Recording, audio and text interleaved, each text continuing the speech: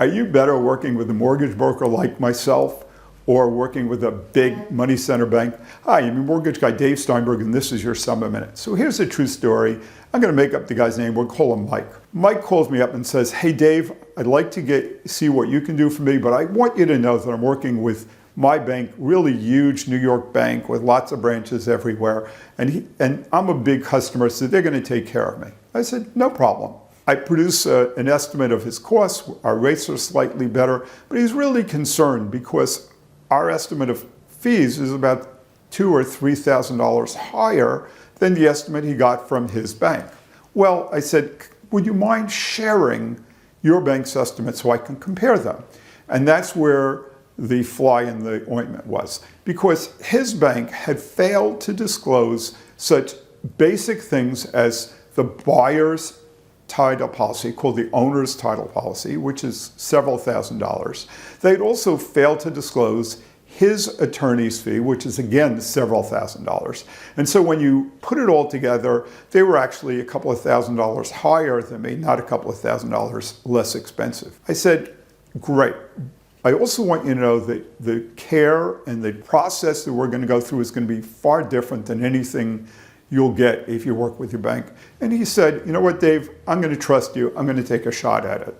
So we get his package late on a Friday afternoon. We get the contract, and we're ready to start going. By the way, that contract that we got was unsigned. I'll get back to that later. It was an unsigned contract. Because of the relationship we have, Monday morning, we start working on it, put it into the bank, and by 8 p.m. Monday night, that's the same day we submitted it, we had a loan commitment. Now, even better, the loan commitment didn't require an appraisal. So we saved him $600 because he doesn't need an appraisal, and he now had a full loan approval before he went to contract. We heard back from the realtors that that was huge because it made the seller ever more comfortable to go to contract. And of course, they signed the contract pretty quickly. Now, that's what we bring to the table for you. Number one, we tend to be very, very competitive on rates and costs.